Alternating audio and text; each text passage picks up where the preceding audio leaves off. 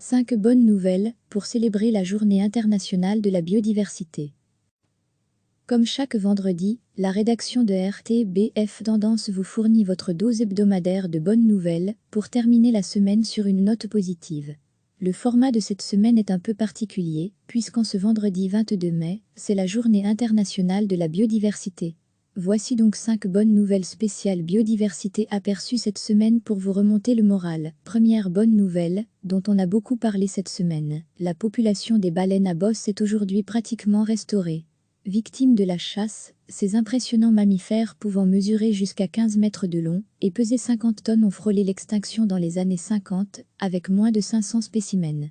Mais cette semaine, une étude publiée dans la revue scientifique The Royal Society a révélé qu'elles seraient un peu plus de 25 000, soit pratiquement au même niveau, 93%, qu'en 1830, où elles étaient 27 000 à se balader dans les océans. Ce repeuplement s'explique par l'interdiction de la chasse à la baleine dite commerciale mise en place dans les années 80. Ces chiffres sont une excellente nouvelle pour les baleines à bosse, mais également pour toute la biodiversité et pour l'environnement, car tout au long de leur vie, les baleines emmagasinent d'énormes quantités de CO2 en s'alimentant. Et comme une baleine à bosse peut vivre jusqu'à 50 ans, elle peut en stocker des tonnes de CO2. En dépit des pressions d'organisations de défense de l'environnement, l'État de Terengganu continuait d'autoriser le libre commerce des œufs de certaines espèces de tortues, un mets recherché dans les restaurants locaux. Sans surprise, les tortues ont donc rapidement décliné ces dernières années en raison de ce commerce, de la pollution, mais aussi du fait que ces espèces soient chassées pour leur chair ou leur carapace. Tout comme la Chine qui a interdit la vente d'animaux sauvages à des fins alimentaires, les autorités malaisiennes ont décidé d'interdire le commerce des œufs de toutes les espèces de tortues d'ici la fin de l'année en raison d'une importante baisse des arrivées de toutes les espèces de tortues dans l'état de Terengganu, a déclaré Ala Fazman Ibrahim, un homme politique local influent.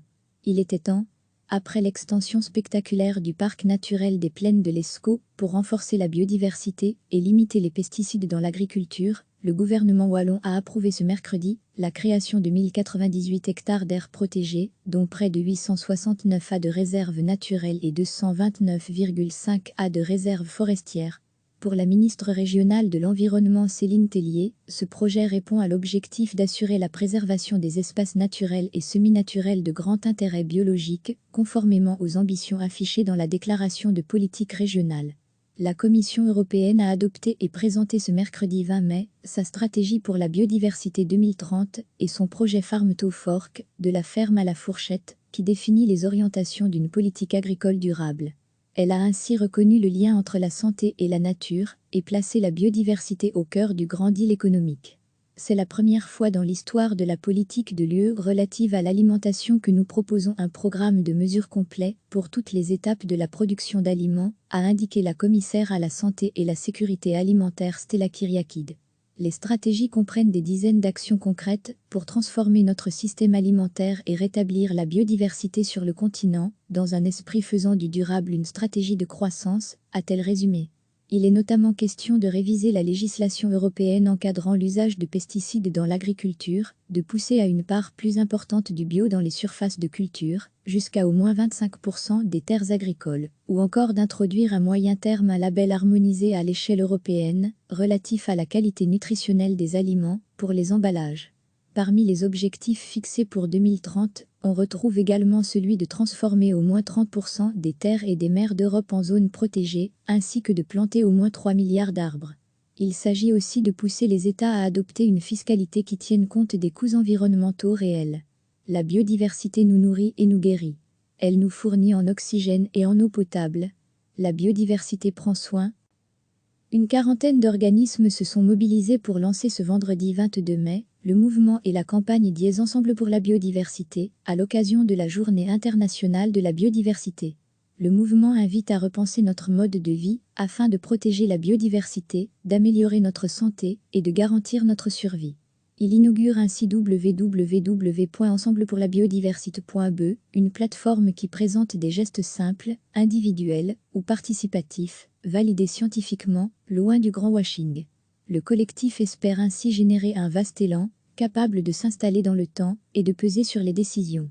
Dans cette perspective, la prochaine conférence des parties de la Convention sur la diversité biologique des Nations Unies, qui sera organisée en Chine en 2021, s'avère déjà décisive. D'autant plus que plusieurs des membres du mouvement seront amenés à coordonner et à défendre la position belge lors de cette co-biodiversité, souligne le collectif dans son communiqué. Ces différentes actions viennent s'ajouter à la campagne d'IEB Biodiversity, développée depuis plusieurs années par le SPF Santé. Le site web www.bebiodiversity.be et la page Facebook de la campagne proposent également diverses pistes pour prendre en compte la biodiversité dans les gestes du quotidien, ainsi qu'au sein des pouvoirs publics et des entreprises. Bonne journée de la biodiversité et bon week-end. Comme chaque vendredi, la rédaction de RTBF Tendance vous fournit votre dose hebdomadaire de bonnes nouvelles pour terminer la semaine sur une note positive. Le format de cette semaine est un peu particulier, puisqu'en ce vendredi 22 mai, c'est la Journée internationale de la biodiversité. Voici donc 5 bonnes nouvelles spéciales biodiversité aperçues cette semaine pour vous remonter le moral. Première bonne nouvelle, dont on a beaucoup parlé cette semaine, la population des baleines à bosse est aujourd'hui pratiquement restaurée. Victimes de la chasse, ces impressionnants mammifères pouvant mesurer jusqu'à 15 mètres de long et peser 50 tonnes ont frôlé l'extinction dans les années 50, avec moins de 500 spécimens. Mais cette semaine, une étude publiée dans la revue scientifique The Royal Society a révélé qu'elles seraient un peu plus de 25 000, soit pratiquement au même niveau, 93%, qu'en 1830, où elles étaient 27 000 à se balader dans les océans. Ce repeuplement s'explique par l'interdiction de la chasse à la baleine dite commerciale mise en place dans les années 80. Ces chiffres sont une excellente nouvelle pour les baleines à bosse, mais également pour toute la biodiversité et pour l'environnement, car tout au long de leur vie, les baleines emmagasinent d'énormes quantités de CO2 en s'alimentant. Et comme une baleine à bosse peut vivre jusqu'à 50 ans, elle peut en stocker des tonnes de CO2. En dépit des pressions d'organisations de défense de l'environnement, l'État de Terengganu continuait d'autoriser le libre commerce des œufs de certaines espèces de tortues, un mets recherché dans les restaurants locaux.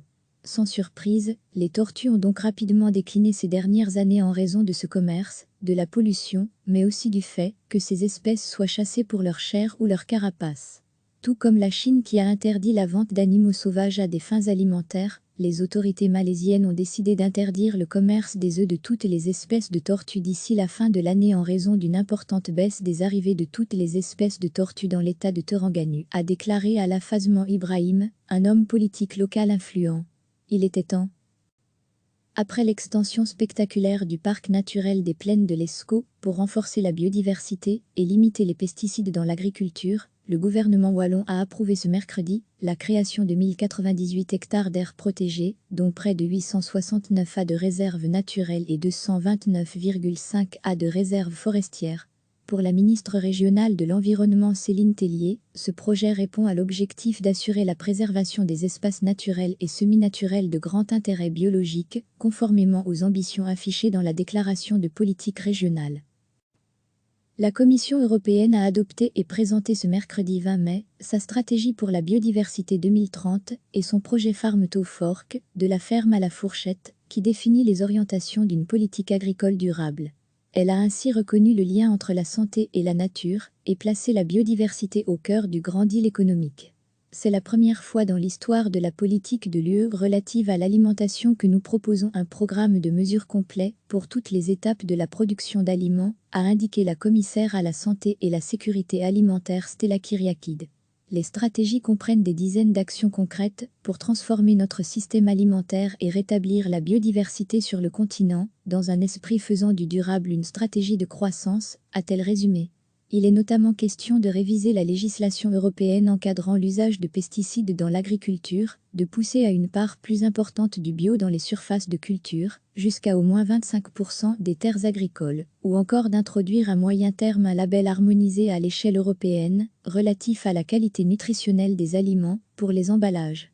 Parmi les objectifs fixés pour 2030, on retrouve également celui de transformer au moins 30% des terres et des mers d'Europe en zones protégées, ainsi que de planter au moins 3 milliards d'arbres. Il s'agit aussi de pousser les États à adopter une fiscalité qui tienne compte des coûts environnementaux réels. La biodiversité nous nourrit et nous guérit. Elle nous fournit en oxygène et en eau potable.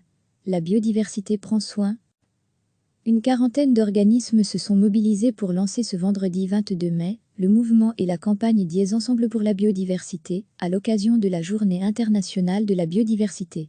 Le mouvement invite à repenser notre mode de vie afin de protéger la biodiversité, d'améliorer notre santé et de garantir notre survie.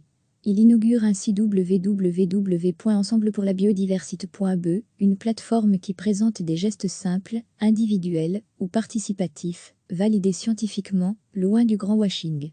Le collectif espère ainsi générer un vaste élan, capable de s'installer dans le temps et de peser sur les décisions.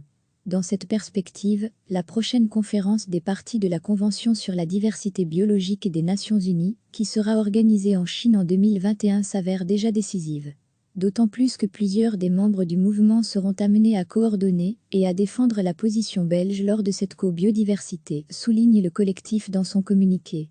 Ces différentes actions viennent s'ajouter à la campagne Dièse Biodiversity, développée depuis plusieurs années par le SPF Santé. Le site web www.bebiodiversity.be et la page Facebook de la campagne proposent également diverses pistes pour prendre en compte la biodiversité dans les gestes du quotidien, ainsi qu'au sein des pouvoirs publics et des entreprises. Bonne journée de la biodiversité et bon week-end. Cliquez sur s'abonner pour recevoir les dernières nouvelles.